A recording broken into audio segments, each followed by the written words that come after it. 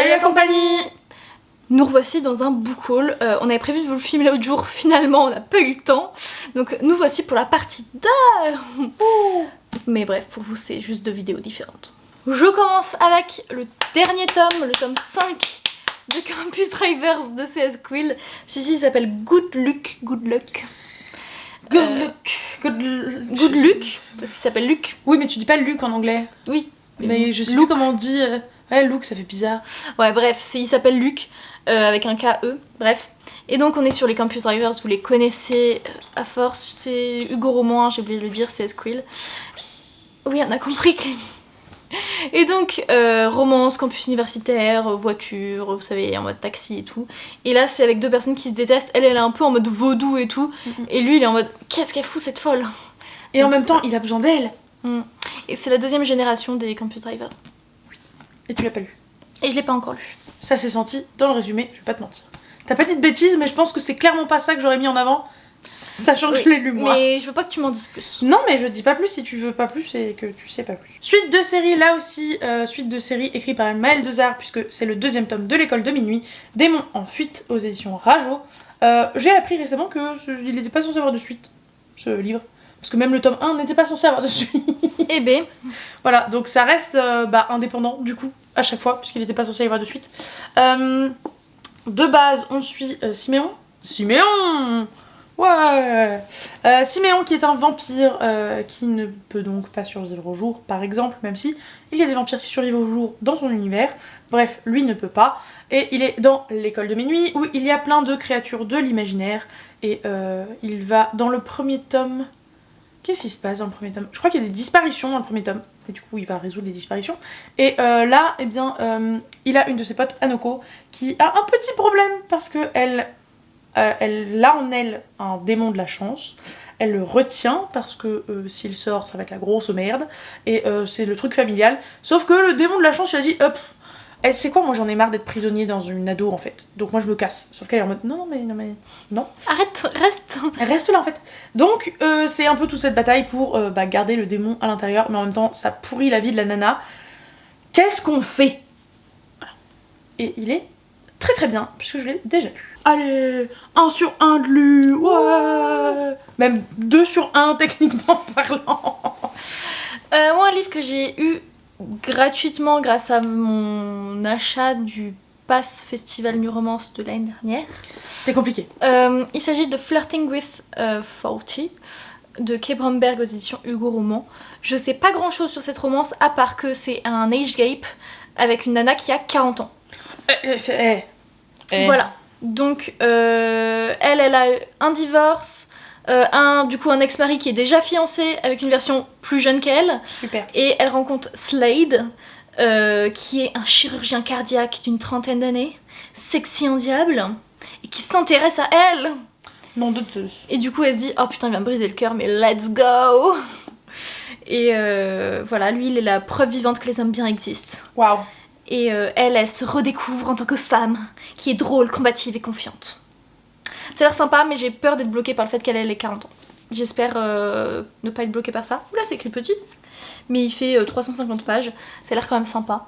On verra. Mais j'avoue que c'est pas le Hugo Roman qui me tente le plus. Donc je l'ai pas encore lu. Moi, j'étais convaincue que tu l'avais déjà lu parce que je crois que tu en as déjà parlé dans une vidéo il y a pas longtemps. Et du coup, mon cerveau, il a dû se dire, elle l'a lu. Non, du tout. Un livre que j'attendais depuis belle lurette et qui pourtant, lui, pour le coup, n'est pas lu. Mais parce que je sais qu'il va falloir poser des RTT, mon gars. La Corne des Sables d'Ivoire, donc le 2e tome des aventures de Billy, enfin du Pierrot Barbare et de Billy. C'est de Bob Lennon, obviously, et c'est auto-édité puisque c'est une campagne participative. Je vous dirai bien le nombre de pages parce que c'est un beau bébé, mais comme d'hab, il n'y a pas de nombre de pages. Enfin, Ah, ça c'est pas cool. Non, mais c'est normal, c'est un livre dont on est le héros, et dans ce livre-là, on ne cherche pas les pages, on cherche les items, en fait, si vous voulez, les numéros de paragraphes, les numéros d'histoire, je sais pas comment dire ça. Mais ça reste un beau bébé pour un livre dont on est l'héros. Il est beaucoup plus gros que le précédent. Et là, il a 680 parties, 680 catégories. J'ai surkiffé le premier tome, donc j'ai vraiment hâte de me plonger dans celui-là. Mais comme je le disais, comme c'est un livre dont on est le héros, on peut pas savoir combien de temps de lecture ça va nous prendre en fait. Et du coup, comme j'ai vraiment envie d'être plongée dedans et pas juste le lire en diagonale, il faut que je sois concentrée. Et Tu disais que ton livre était écrit petit. C'était de la gnognotte à côté de celui-là. C'est vrai. Qui est vraiment écrit tout petit. Et qui en plus, grand format, Oui, si je il prends est un grand très format, il est large. très large. Mm. Un chouille plus haut, mais surtout très large. Oui, oui. Donc vous imaginez que ça, plus l'écriture petite, plus le nombre de pages assez impressionnant, quand je dis que ça me prendra une semaine de RTT, je déconne à moitié. Un livre que j'ai déjà lu, que j'ai déjà dans un autre format, mais que j'ai racheté. Il s'agit de Laisse de cœur de Morgane Moncomble chez Hugo Poche. Et ils ont fait des beaux, des belles sorties pour du coup le FNR l'année dernière. Il n'y a rien à l'intérieur. Pourquoi il y a un marque-page à l'intérieur? Oh, il est trop beau, j'avais oublié que j'avais ça. T'avais oublié ou tu savais même pas? J'avais oublié, parce que c'est moi qui l'ai mis dedans. Unhappy New Year, c'est un autre roman que Morgane Moncomble a coécrit avec plein d'amis autrices chez Hugo. Bref, L'As de cœur, j'étais allée le faire dédicacer au FNR. Oh, elle est pas mal la couverture comme ça. Where is the dédicace? Qui? Ici. Merci pour tout. Donc on est sur une romance avec un champion du monde de poker, ou presque champion du monde, bref, il participe au championnat en tout cas. Et elle est très douée au poker et elle va en gros le coacher. Et voilà, c'est plein de mystères, gros retournement de situation et très un peu luxueux parce que du coup on est dans le monde du poker, c'est quand même très chic. D'où la tenue un peu chic Voilà, tout était fait exprès. Bien sûr. Mais évidemment, gros coup de cœur, c'est du Morgane Moncomble. Au stade auquel on en est, moi je vous présente une trilogie d'un coup, parce que pourquoi pas. Je me suis acheté les tomes 1, attends je me trompe pas dans les numéros de tomes, 2 et 3 de Kingwood Academy de Tessa Hale aux éditions HarperCollins de la collection et H. Donc qui sont bleus, dorés et roses. Et là, écoutez, c'est une trilogie terminée, donc tant mieux. C'est déjà lu, donc tant mieux. Bravo madame. T'as vu. Et au niveau du pitch, c'est une nana qui pensait ne pas avoir de pouvoir magique, qui sait que ça existe, hein, dans son univers tout le monde sait que ça existe, qui pensait ne pas en avoir, et finalement elle en a, mais elle en a peut-être même encore plus que la moyenne. Voilà, c'est tout ce que je dirais.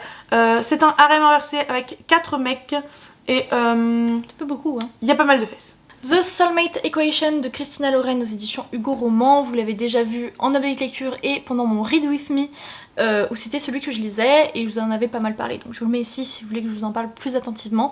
C'est une romance entre une mère célibataire qui est surdouée en mathématiques, qui a envie de se remettre sur le marché du date.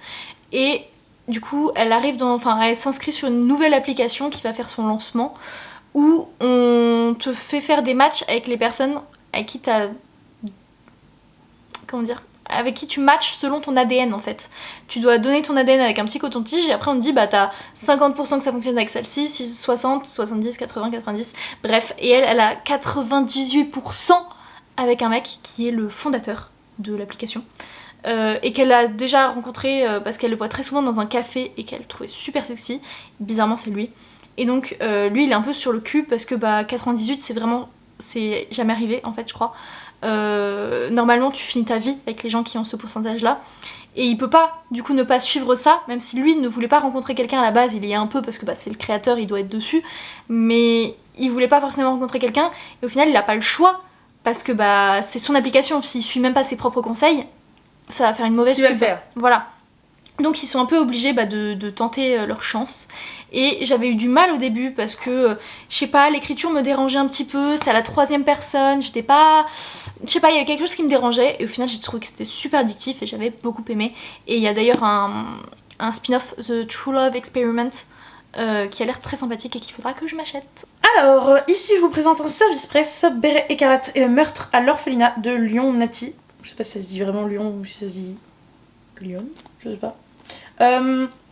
Aux éditions auto-éditées, puisque c'est l'autrice elle-même qui nous a proposé ce service presse. Et j'ai accepté parce que franchement ça avait l'air sympa. Et tu me l'as jamais montré, je l'ai jamais vu, je me disais bien que je l'avais jamais vu en fait. Et je savais même pas que tu l'avais reçu. Et donc je vais juste vous donner le pitch de base, parce que je n'ai pas beaucoup de souvenirs du pitch, parce que je ne l'ai pas encore lu. Fabienne, génie de 17 ans, possède un don rare, elle détecte les mensonges. Et par la suite du petit pitch, il est très court donc ça c'est chouette, on apprend qu'il y a un de ses professeurs d'une... Elle est à quel niveau? On dit juste qu'elle est à l'orphelinat, donc je sais pas quel âge elle... Bah si, 17 ans, donc du lycée j'imagine.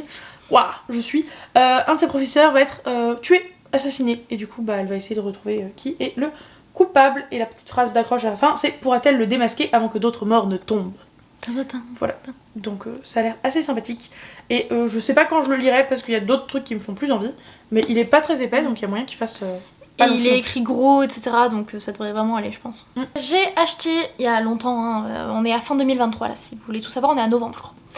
Rebel University tome 2 et tome 3 d'Alicia Garnier et Alfreda Henry aux éditions Hugo Roman. C'est une saga de 4 tomes, j'ai déjà lu le premier que j'ai bien aimé, mais je trouve que ça ressemble trop à Campus Driver dans le sens où on dirait une copie du style. Ce qui est étonnant parce que j'ai déjà lu beaucoup de livres de Alfreda Henry qui n'a pas du tout ce style de base. J'ai aussi lu d'autres romans d'Alicia Garnier qui n'a pas ce style de base. Et là, ça faisait vraiment humour de Camille de C.S. Quill. Donc j'ai pas trop compris. Ça m'a un peu déçue. Mais c'était quand même très bien. Et j'avais envie de laisser une autre chance à cette saga parce que Campus Université, tout ça. Je sais que dans le tome 1, c'était une fille qui combat la grossophobie, qui a un compte Insta de body positive où elle est grave suivie. Lui, c'est un sportif hyper populaire. Et en gros, il avait suivi un défi où il courait tout nu dans le campus, je crois, et il lui tombe dessus. Et ils finissent par être collés tous les deux.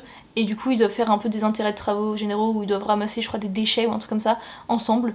Et elle veut pas entendre parler de lui, et lui il est grave en mode mais non mais tout le monde m'aime en fait, donc tu vas forcément m'aimer. Et c'était quand même assez drôle, j'avais bien aimé. Et là je connais pas du tout les résumés de ces tomes 2 et 3, mais il faudra clairement que je les lise. Par contre ça fait trop rire parce que tu l'as fait 12 fois j'ai l'impression ce résumé ces derniers temps, en tout cas même moi je le maîtrisais. Je savais plus que c'était au tome 1 Rebel University, mais voilà.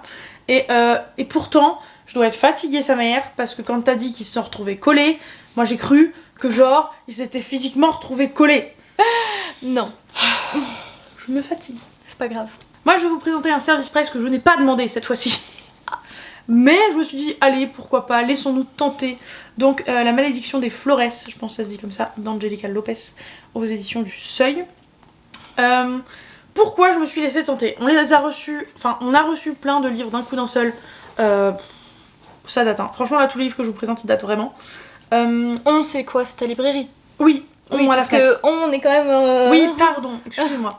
On a reçu à la FNAC beaucoup de colis parce qu'aucun des chefs n'était à la boîte aux lettres depuis belle lurette. Et du coup, il y avait une pile comme as de bouquins, de services presse, etc. Et ça faisait tellement longtemps qu'on les attendait qu'il y avait certains bouquins, notamment celui-là, on était en mode l'une d'entre nous l'a demandé celui-là, ça nous parle pas. Et on va pas se mentir, à moins d'avoir demandé un livre, très rarement on reçoit des trucs. Mais bref. Et ma chef rigole et me le donne et fait « Ah bah tiens, il est pour toi !» Je suis en mode « Bah pourquoi ?»« Bah là, les cheveux bleus, c'est pour toi !» Je fais « D'accord !» Et après, on était en mode « Mais c'est un jeunesse, c'est pas un jeunesse ?» On n'avait pas fait gaffe que c'était aux éditions du Seuil, donc c'était pas jeunesse. Et après, je commence à lire et ça parle d'un truc féministe et je suis en mode « Bon allez, vas-y, je prends, elle a les cheveux bleus, c'est féministe. Pourquoi pas, il est pas très épais, il fait moins de 300 pages. Ça se tente, ça se tente. » Donc je l'ai pris. Par contre, il sera pas lu tout de suite. Le dernier tome de la saga de 4 tomes de Noémie Dany, il s'agit là de À chaque seconde chez Hugo Poche. Le premier tome, je sais que ça se passait à la campagne avec un agriculteur et une nana beaucoup trop jeune, donc enfin beaucoup trop jeune. Elle a peut-être 19-20 ans et lui beaucoup plus, donc c'était un age gap. Et après en gros on suit la fratrie de la fille. Et d'ailleurs elle a 3 frères, donc après c'est les frères qu'on suit. Dans le deuxième c'était avec sa meilleure amie, je l'ai lu. J'ai pas encore lu le tome 3 et encore moins le tome 4. Je sais qu'il y avait des médecins, je sais plus si lui il est aussi médecin. Donc là c'est un mec qui était fou amoureux de sa meilleure amie. Elle est partie parce qu'elle s'est mariée avec un autre mec et elle réapparaît là 2 ans plus tard. Bon, je sais pas trop ce qui s'est passé, mais voilà, j'avais beaucoup aimé les 2 premiers tomes de Noémie Dany, donc j'ai la suite de la saga.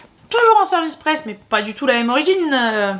Chez PKJ, on avait reçu, enfin j'avais reçu, parce que c'était clairement pas pour toi, Vive la République de Marie-Aude Muraille, qui est un vieux livre, mais c'était une réédition. Et quand je dis vieux livre, il date de 2005 dans sa première version, donc clairement une vingtaine d'années, c'est un âge respectable pour un livre. Et clairement c'était ma life, plus ou moins. Et je vais faire comme l'autre fois, malheureusement, je vais vous lire le début du pitch. Vous allez comprendre tout de suite. À 22 ans, Cécile va réaliser son rêve de petite fille, devenir maîtresse d'école. La voilà donc qui, le cœur tremblant, affronte sa première rentrée des classes à l'école primaire Louis Guillou. Voilà. Donc oui, ça ressemble vachement à moi il y a 6 ans. 6 ans, j'ai 22. C'était une très très bonne lecture, même si c'est pas un de mes lectures, je me dois de vous le dire. C'était mon tout premier Marion de Muraille, figurez-vous, ce qui est scandaleux quand on aime la littérature jeunesse. Moi j'en ai déjà lu un d'elle, je crois. Mais moi je vous recommande très vivement ce livre, il était très sympathique. On rentre dans les romances de Noël. Là, c'est Noël à Silver Peaks de Marlène Eloradana chez Hugo Poche. J'avais acheté ça l'année dernière. Et on est sur une romance un peu basique avec un chalet, la magie de Noël, une relation qui va faire des étincelles parce qu'ils n'arrivent pas à se supporter, mais là ils doivent pendant une semaine de vacances, donc je suppose proximité forcée, j'en sais pas plus, mais bon, c'était Hugo roman, il m'avait bien tenté, il fait 360 pages, let's go. Suite à ma toute première folie des livres dont on est le héros lus en tant qu'adulte, et surtout roman, parce que gamine, je crois que j'ai jamais lu de roman dont on est le héros. J'ai des espèces de BD albums là, mais pas des romans. Et bien j'ai pris le collector de Mashal pour avoir le roman dont on est le héros. C'est le deuxième roman de la catégorie pour Mashal. Donc d'Hajime Komoto et Kiyoko Hoshi. Donc là ça s'appelle Mash Burn Dead et le sortilège de résurrection. Et pas grand chose à vous dire de plus que c'est un roman dont on est le héros. Basé sur Mashal, qui est une série de mangas avec un héros qui n'a pas de pouvoir magique dans un monde où si tu n'en as pas, bah, normalement on te tue à la naissance, sauf que lui il n'a pas été détecté, ils l'ont pas vu, et voilà, et j'ai hâte de m'y mettre, même si j'ai beaucoup moins envie de le lire que je n'ai envie de le lire, le Bob Lennon, évidemment. Autre romance de Noël, notre fabuleuse, qui est barrée, désastreuse Christmas Party d'Émilie Parizeau aux éditions Hugo Poche. Je crois que j'avais déjà lu un autre roman d'elle, et là ça se passe par rapport à une entreprise, un directeur d'une nouvelle marque de doudoune, et il a un nouveau péché mignon, Noël. Et donc pendant les fêtes de fin d'année, l'entreprise doit être festive, quoi. Chant de Noël dans les couloirs, pull moche à tous les étages, et tournées de pain d'épices sont au rendez-vous. Ah ouais. Et on suit l'assistante de direction Blair, qui subit les demandes extravagantes de son patron comme un calvaire. Et donc la dernière lubie du mec, c'est organiser une grandiose Christmas party pour tous les employés. Et Blair, pour mener à bien ce projet, a un binôme. Là, c'est Sonny qui est organisateur d'événements. Il est mystérieux, agaçant et séduisant. Il est jamais d'accord avec elle et il lui dissimule des informations. Donc tout ce qu'espère Blair, hormis organiser la plus inoubliable des fêtes, c'est d'arriver à maintenir Sonny à distance pour ne rien révéler de ses propres secrets. Ça a l'air mystérieux et très noëlesque. Ah bah ça. Vous n'avez pas pu louper le fait que j'ai lu et donc forcément avant acheté Wildfire d'Anna Grace aux éditions BMR. J'ai pas grand chose à vous en dire, hein. Ça a été un coup de cœur évidemment parce que j'aime trop cette série et j'aime trop ce qu'écrit l'autrice. Donc ce sont des romances avec de la fesse dans un univers de campus, sauf que celui-ci n'est pas vraiment dans le campus puisque ça se passe sur les vacances d'été exclusivement, donc on voit pas trop le campus. Et pour le pitch spécifique de ce tome-là, un héros et une héroïne qui vont coucher ensemble à une soirée, qui s'attendaient à ne jamais se revoir, donc vont s'éloigner l'un de l'autre sans vraiment se dire proprement au revoir, et après, eh bien, ils vont se retrouver animateurs dans le même camp de vacances pour les enfants. Or, il y a une terrible attirance entre les deux, mais parmi les règles du camp, eh bien, il y a le fait de ne pas sortir, ni évidemment de coucher avec les autres animateurs, parce que imagine, tu te mets avec la personne et après ça se passe mal, et au bout d'une semaine, alors que tu vas passer 2 mois avec, c'est délicat. Donc, c'est interdit. Donc, comme trope, on a proximité forcée, on a One Night Stand, on a... Ah, j'avais un truc par rapport à l'été, Summer Love un petit peu. Et j'en avais pensé un dernier. Ah, Forbidden Love. Obviously. Roman que je vous ai déjà présenté plein de fois, mais oui. Surtout je vous ai montré le premier tome dans le dernier book haul. Il s'agit de Black Blossom, Still the One, d'Emelu, aux éditions addictives. Donc duologie MM avec 2 demi-frères qui n'ont pas de lien de sang, qui sont dans le même internat, qui sont dans la même chambre, qui se détestent cordialement et qui vont faire partie du même groupe de musique. Et là on est des années plus tard, après que le groupe est percé, c'est des années plus tard. Point. Et elle avait fait un spoil, et on va la couper au montage. Voilà. Et c'est génialissime, le tome 2 est encore meilleur que le premier, parce que le premier est quand même très slow burn lent, et lui il est absolument incroyable. Je m'étais acheté le tome 1, vous l'avez vu dans un book haul précédent, mais bien voici les tomes 2 et 3. Donc des Liens du Destin, tome 2, tome 2 Savage Bones juste là, tome 3 Blood Bones juste ici, de Djibri aux éditions Corrigan. Ils sont très jolis. Oh, oui. Tu peux retirer les tickets cette fois? Oui, là tu peux retirer les tickets, mais je vais les remettre dedans, donc ça n'a pas d'intérêt. Super, t'es contente? Oui. Allez, on fait ça. Bref. Allez, on fait ça. On fait ça. Je sais pas grand chose, mis à part que c'est un harem inversé. Et que le premier tome n'a pas du tout les mêmes vibes que le tome 2 parce qu'il se passe un événement entre les deux. Voilà. Parce que genre le premier tome c'est une fuite et la fuite se finit à la fin du tome 1 quoi. Moi donc, je crois que c'est très cru aussi dans le langage. C'est assez sexuel il me semble. Ça j'en sais rien, mais c'est ce que je disais à Laurine plus tôt dans une vidéo. C'est que quand c'est validé et par ma chef et par Candice, alors que elles sont pas souvent d'accord parce qu'il y en a une qui est très comment dire, bon public et l'autre pas du tout. En tout cas pas du tout sur ce qui est romantasy, romance, etc. Si ça a plu aux deux, moi je continue d'acheter la suite sans me poser trop de questions. The Fine Print de Lauren Asher, donc c'est le premier tome de Dreamland Billionaires chez BMR. Je vous avais déjà fait une vidéo sur ce livre puisque je vous ai fait vraiment une vidéo centrée sur ce bouquin qui est juste ici. Parce que c'est le tout premier livre que j'ai annoté et le seul pour le moment, enfin annoté, que j'ai mis plein de post-it en tout cas. Et on est sur une romance que j'ai adorée, c'était un coup de cœur. Le mec, en gros, on suit 3 frères, il y a 3 tomes. Ils ont perdu leur grand-père qui a donné ses dernières volontés, merci. Et pour toucher leur héritage et qu'ils ne reviennent pas à leur papa, chose qu'ils ne veulent absolument pas, et ben ils doivent tout suivre. Et là le mec il doit aller à la direction d'un des parcs d'attractions, parce qu'ils sont tous riches, de sa société. Et donc il doit être à la direction pendant je crois 1 an et présenter une grosse idée, enfin bref, qui doit être approuvée par un jury.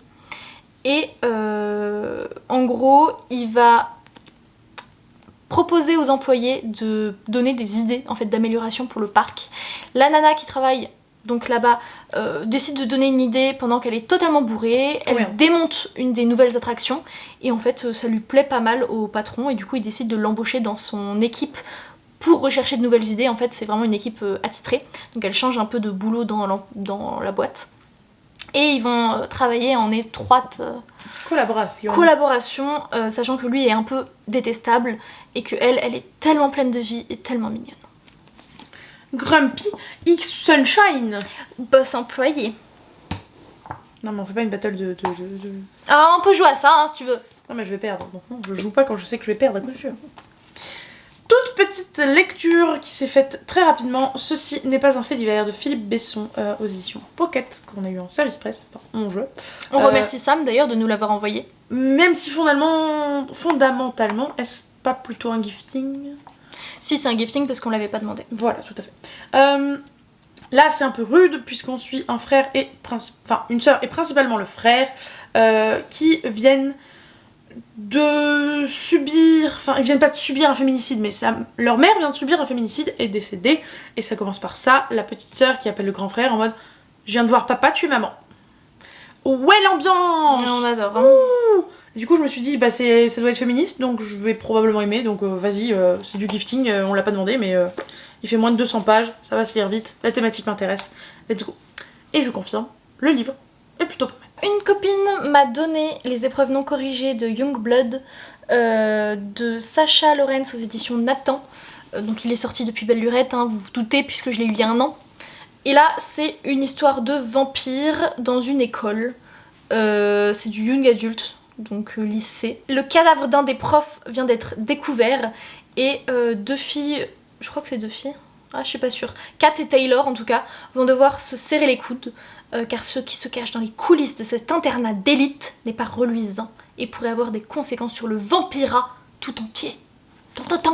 Mon Dieu, smart. Donc ça a l'air d'être du Dark Academia quand même, et avec vampire. Vous l'avez déjà vu, donc je vais vous en parler très brièvement parce que le service presse de base était pour toutes les deux. Donc Laurine en a déjà parlé dans un book haul, Laurine en a déjà parlé dans un update, Laurine m'a passé le livre, je le mets maintenant en book haul puisqu'il est arrivé dans ma palle quand même. Voilà. Donc Frapper comme une fille d'Yves Marie Clément aux éditions Ozu qui parle d'une nana qui va avoir un problème dans la rue ou va se faire harceler, je sais plus, elle a un truc. Elle va se faire battre dans la rue en gros. Voilà. Et je crois que c'était peut-être du racisme. Je sais plus. Il y a moyen en tout Mais cas. en tout cas, elle se fait battre. Il y a moyen parce que j'avais retenu qu'elle était asiatique. Donc, Oui, je crois que c'est du racisme. Et du coup, elle est en mode, tu sais quoi, la prochaine fois, bah, je leur prêterai la gueule moi-même. Et du coup, à partir de là, elle va décider d'apprendre je sais plus quel sport de combat. Le freestyle combat et bah voilà, c'est tout ce que je sais du livre et ça me suffit. Dernier livre que je vous présente, il s'agit du Destin du Roi Loup, c'est le tome 2 du Royaume des Fae, de Tessonia Odette aux éditions Corrigan. Le premier tome c'était une réécriture de Cendrillon, là on est sur une réécriture je crois. C'est peut-être une réécriture remarque du Petit Chaperon Rouge. Bah vu le titre ouais ça me l'aurait cohérent. Ouais. Honnêtement je sais pas trop de ce que c'est. Je sais juste que c'est une romantaisie, réécriture de conte qui avait l'air très sympa, j'avais bien aimé le tome 1. J'avais beaucoup aimé en fait, c'était assez original même si c'était une réécriture de conte. Mais en fait il y avait tellement de coquilles et de fautes. C'est le seul Corrigan que j'avais lu et c'était un calvaire. Mais c'est l'un des tout premiers qui est sorti, je crois, non? Ouais, donc là, je me dis peut-être que ça ira mieux. Il fait 400 pages, bon, voilà. Donc je l'ai pas encore lu. Et enfin, tout dernier livre de ce book haul, Au plus profond de la forêt de Holly Black, aux éditions Rajo, qui est pas vraiment un spin-off du Prince Cruel, mais qui se passe dans le même univers. En tout cas, elle continue de se baser sur le lore et pas la mythologie, mais le folklore, voilà, anglo-saxon.